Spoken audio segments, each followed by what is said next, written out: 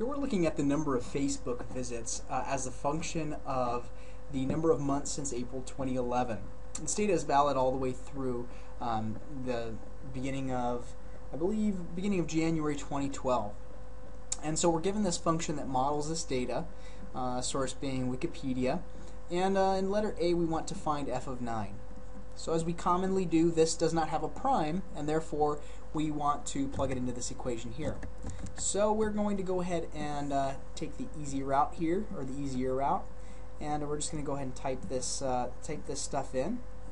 So we will have 0.57 times m, which is 9 to the third, minus 7.41 times 9 squared, plus 24.66 times 9, plus 604.25. And that gives us 641.51. Okay, on the input side, M represents months since April 2011, so those are the units. And then f of m, the output, is the millions of Facebook users. Excuse me, not users, but this is the daily visits. So on any given day, we can figure out the daily visits. So daily visits, million Facebook daily visits. Okay, kind of wrote that in a weird way, but this is the number of daily visits through Facebook in millions. Letter B says find f prime of n, then explain what the input and output variables of this function represent. So f prime of m is going to require us to take the derivative, and I'm going to write this whole thing out real quick. M squared plus 24.66m plus the constant 604.25. Okay, so we'll go term by term here. Bring down the 3, multiply it out front, subtract 1. Bring down the 2, multiply it out front, subtract 1. In this case, this is going to be a power of 1, so we'll multiply out front, we'll subtract 1. And then the constant, the derivative of that is 0, so that disappears. Now, if you're getting the hang of this, the 24.66m, really, if you just keep in the back of your mind that you're still using the power rule on this, you can probably notice that the m just goes away. It doesn't really need to be there. So you don't have to constantly write m to the 0 and then just write 24.66 one line later. If you can see that right away, it's just going to be 24.66. 3 times 0.57 is going to be 1.71, and that's going to be m to the power of 2. Minus 2 times 7.41 is going to be 14.82. And that's going to be m to the first power, so I'll omit the m, the power of 1 there. And an interesting thing to note here, so this is it. The interesting thing to note here is that we started with a cubic. Its derivative is a quadratic. So this is the basis behind the power rule. If you're applying the power rule, then you're reducing the complexity of a polynomial, as long as you're dealing with positive powers up here. Find and explain the real. Oh, and so this inputs still, the input is always whatever the input starts off with, but the output is now change in output over change in input, which is million daily visits per month. Now that's kind of strange because you're looking at what's happening to the daily visits at a particular point in time if it were to go on across the next month. So what would the million daily visits change by on average over the next month at a given month? And that sounds strange, but when we interpret this, we'll be able to understand this better. So at what rate is the Facebook usage changing in the 9th month?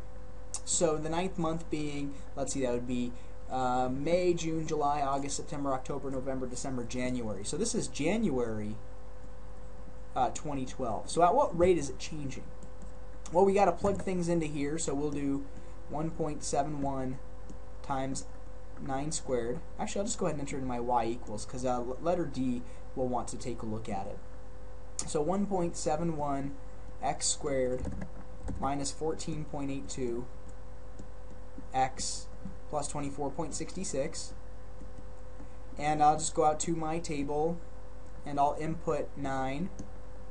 Remember, in order to be able to input values into this table, you need to have your second window, your table set, your independent variable needs to be on ask. Otherwise, it'll just automatically list a bunch of inputs and it won't let you change them. So the rate of change is 29.79, and this is million daily visits per month. So this is the rate of increase. In January 2012, it's projected that basically the daily visits over the next month will increase by about 29.79. So this is pretty interesting in that we anticipate that, at least based on the current data, that it's projected that the number of Facebook daily visits will go up pretty tremendously. So maybe it's that people are still using it a lot. Who knows exactly what it is. And now we'll take a look at, in part D, f prime of m over the first 10 months and kind of try to understand what the graph of the derivative is telling us. So I've got the derivative plugged in here. I'm going to set my window to go from 0 to 10 months as requested. Now I'm not really sure, I know I can't have less than 0 daily visits.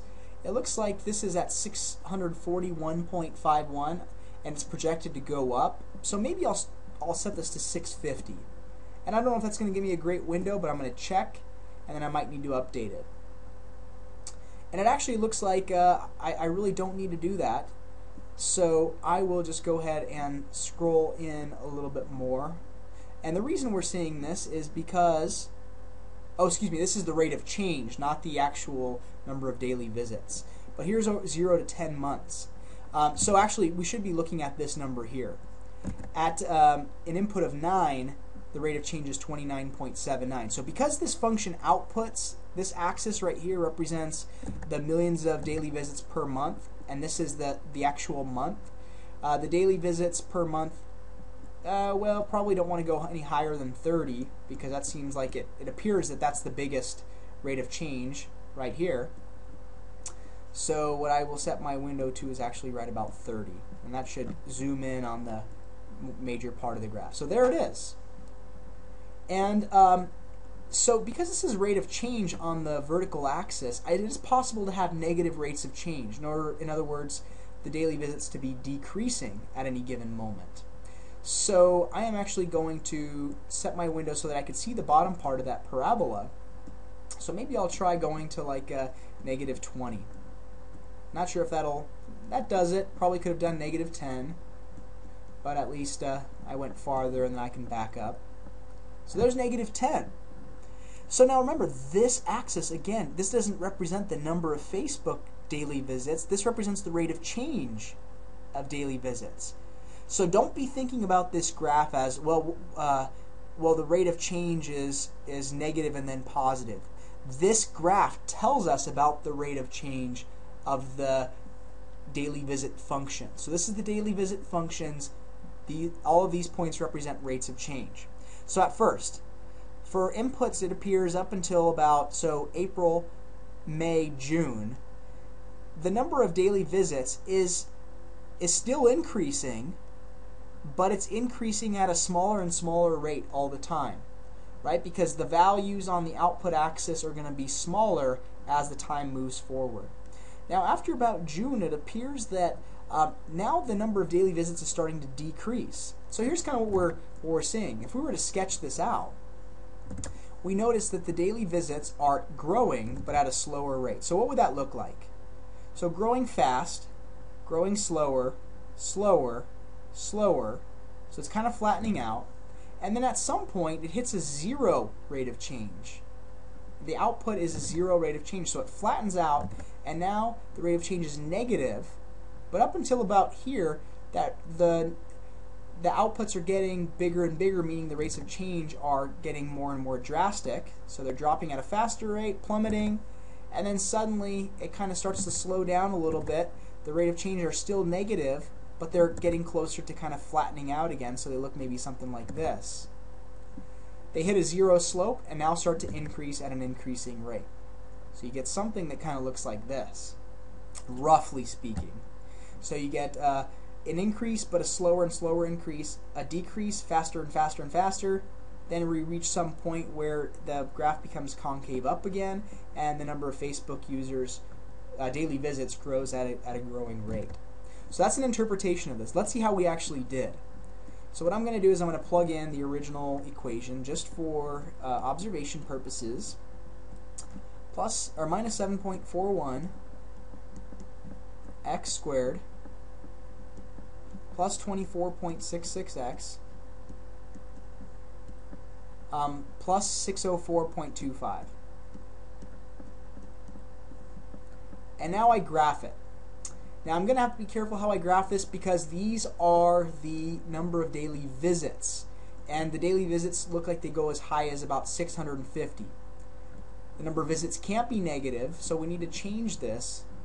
0 visits all the way up to, it looks like it's going to go up to about 650. So there it is. Now notice how our sketch was a little bit more drastic, but here you have, and let me kind of go up a little bit because it looks like the number of visits were never below 600 roughly. Oh, did I mess that up? Oh, I want to go 600 to 650 just so I get more of a zoomed in perspective on the piece of that curve. So there it is. So increasing at a faster and faster rate, levels off, drops faster and faster and faster, but then begins to slow back down, hits a bottom point, and now the number of visits begins to increase at an increasing rate. And no point in time were there negative people or negative daily visits, but the rate of change was negative. So we'll keep working on this, but this is just to get us thinking about, well, what does the function represent?